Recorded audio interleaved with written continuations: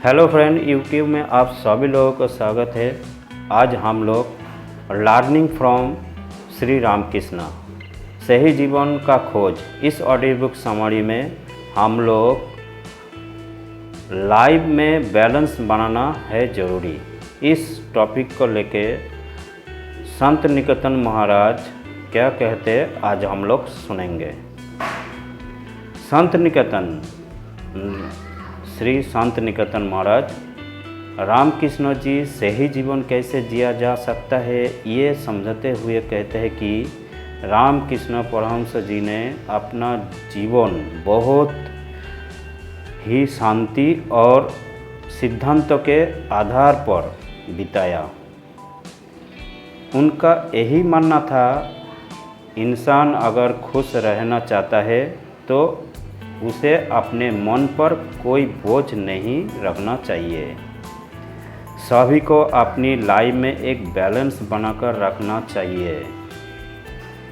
इंसान दुख सुख के अजीब भंवर में फंस जाता है और उसका मन कमज़ोर होने लगता है, उसका मन बेचैन रहता है और हर वक्त वो इंसान अशांति रहता है।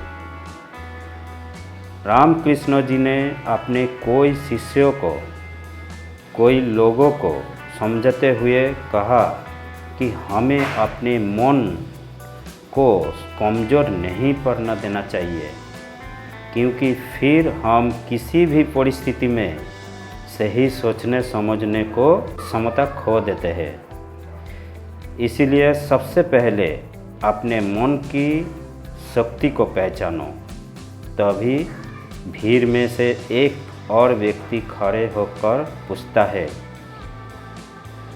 नमस्ते स्वामी जी, मेरा नाम विकास है और मैं जानना चाहता हूँ कि आखिर ये मन की शक्ति क्या है और हम खुद को कमज़ोर पड़ने से कैसे रोक सकते हैं, क्योंकि हमारे मन में तो बहुत कुछ आता रहता है, तो फिर हम ये सही दिशा में कैसे लगा सकते हैं।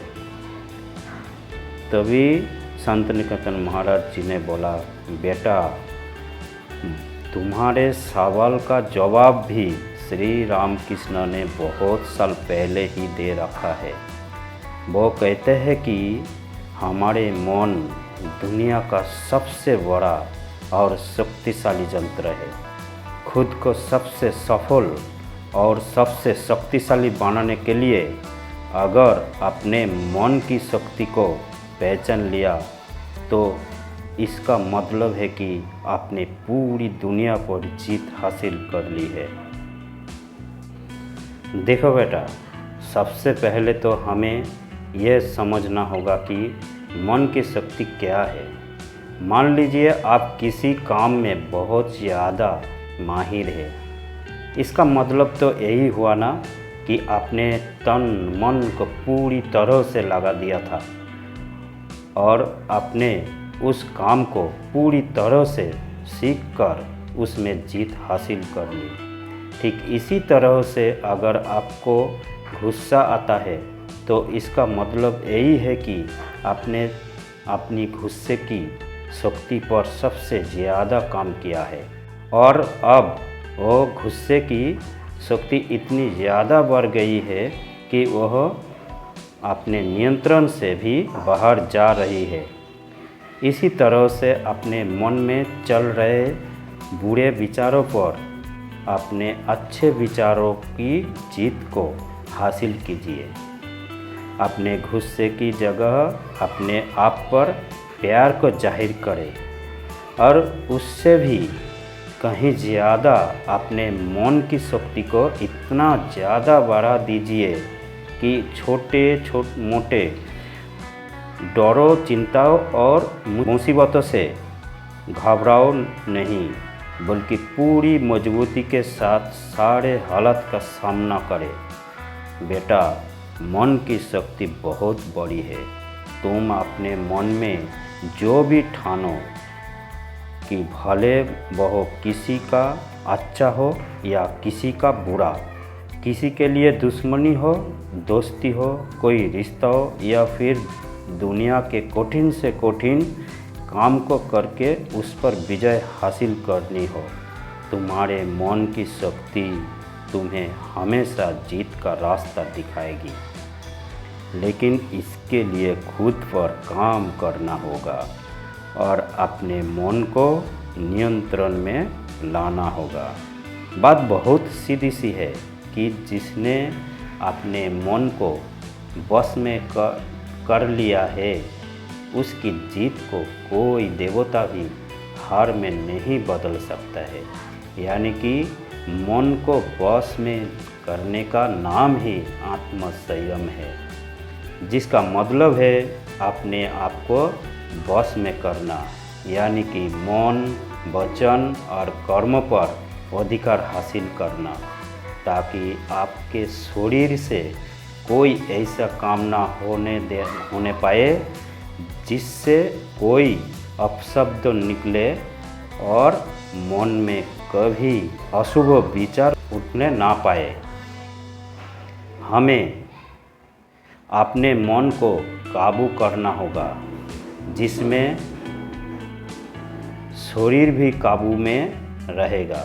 श्री रामकृष्ण ने अपने जीवन को सफल बनाने के लिए समझाया है कि अगर इंसान अपनी इंद्रियों का इस्तेमाल ठीक ढंग से करता है तो ही वो इंसान कहलाने का अधिकार रखता है।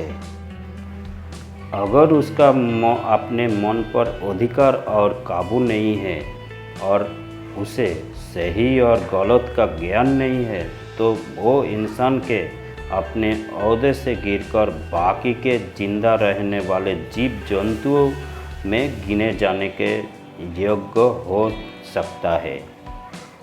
एक बात तुमने तो भी कोई बार सुनी होगी कि हम जैसा सोचते हैं वैसे ही बन जाता है। असलियत यह है कि ये एक विचार नहीं बल्कि पूरी विचारों का एक संसार है। हमारी सोच और विचारों का असर हमारे मन पर गहरा असर छोड़ता है। इंसान के मन में विचार ही बार बार उभर कर आता है जो उसे दिशा देने का काम करता है। विचार ही दिमाग को गति प्रदान करता है और गलत विचार गुस्से की ओर जाने पर मजबूर करता है। ये हमारी भूल है कि हम सोचते हैं कि हमारे शब्दों की कोई शक्ति नहीं है, लेकिन संसार में जो भी हुआ है, जो भी हो रहा है और जो भी होगा, सब हमारे कर्मों के असर से ही हुआ है।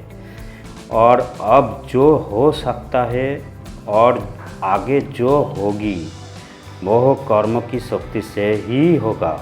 इसीलिए इन बातों को अपने मन में ठान लो। अगर हमारे अंदर आत्मसंयम नहीं है तो हम बस भटकते ही रहेंगे। इस इंद्रियों के जाल में फंसकर पहले तो शांत और अच्छे होंगे, फिर किसी न किसी बात से अपमानित होते हुए आप पहले अपने साथ कुछ गलत करेंगे और फिर किसी और के साथ भी वही करेंगे। इसीलिए अगर इस बुराई से बचना हो तो अपनी दिशा को भलाई की ओर मोड़ देना चाहिए।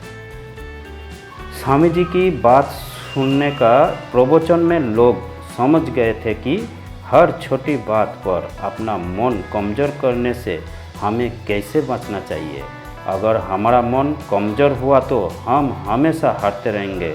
अगर आप जीतना ही चाहते हैं तो सबसे पहले आत्मसंयम की आदत डाल लीजिए, क्योंकि संयम का मतलब ही है अपनी बिखरी हुई शक्तियों का एक दिशा देना।